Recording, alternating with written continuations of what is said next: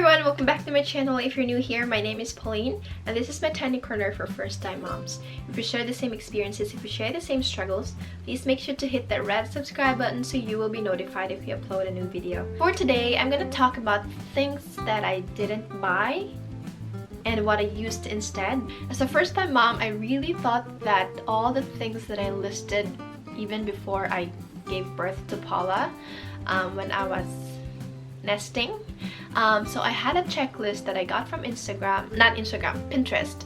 I had a checklist that I got from Pinterest with like all of the lists that are needed for a newborn and for first-time moms to make your life easier, blah blah blah. First item is Diaper Genie. I know, don't put some hateful comments, but I know some other moms would say that Diaper Genie really served its purpose, but for us it didn't really work because one, it's cold here. We are in Canada, so we have winter, and during winter time we don't get to open our windows and let some fresh air circulating in our room. Diaper Genie with all of those 100 diapers stuck at the bottom of it, sitting there for 2 weeks, just makes our room smell awful. Although I have tried different brands for Diaper Genie refill, because it says that it has 8-layer locking technology. Also, on top of that, again, if you have seen my nursery room tour video, I always put some Arm & Hammer nursery deodorizer that was gifted to us, so I passed it on to someone that would benefit from that. Instead of using a Diaper Genie, we used the regular trash bin, and that way it's easier to just pick up because it's just a small bin.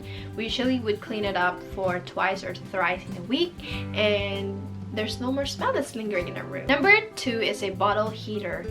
We didn't use one and we haven't thought of using one because one, I did not pump to store for Paula's consumption because I'm exclusively breastfeeding her, so that's not an issue for us. But before, I should have mentioned that I also have tried manually pumping for a few weeks or months because I was gifted a manual pump, and the breast milk that I was able to collect, which I was able to put in Paula's bottles, which we store in the fridge, the moment that I wanted Paula to consume it, instead of using a bottle warmer, we just used the regular hot tap water, placed in a mug or a cup, and then we just put the covered bottle, place it there for around 3 to 5 minutes to let it warm, and it worked for us that way. We actually didn't use a bottle warmer and we just used a regular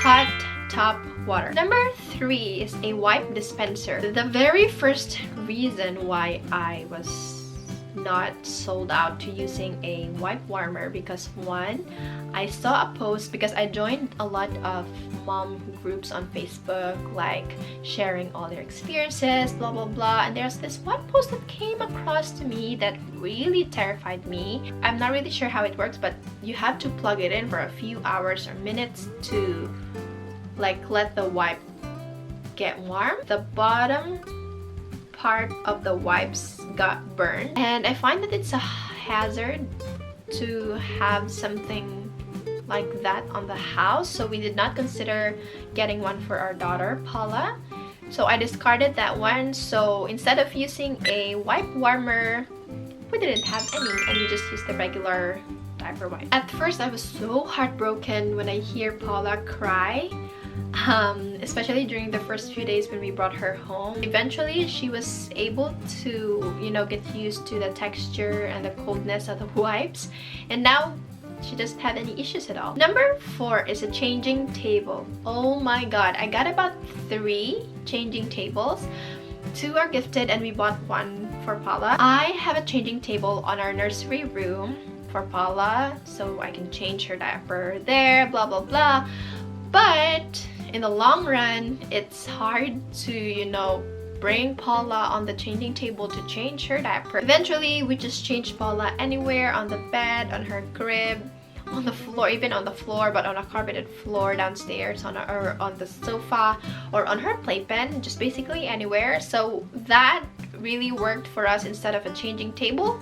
So instead of a changing table, we had this disposable underpad that we can bring anywhere so we can change Paula. Number 5 is a white noise. I know that some babies would not sleep at all without any white noise in the room, but I was able to find an alternative for this, because instead of a white noise machine, we were able to use a humidifier instead. And wait, because our humidifier is very important in our room, because again, we live in a cold country, and usually during the winter, and even if it's not winter, we usually would have a humidifier in the room. My nasal area gets so dry that my nose would bleed, so I usually would have a humidifier in the room, and that also helps Paula, helped her clogged nose if she will have some colds.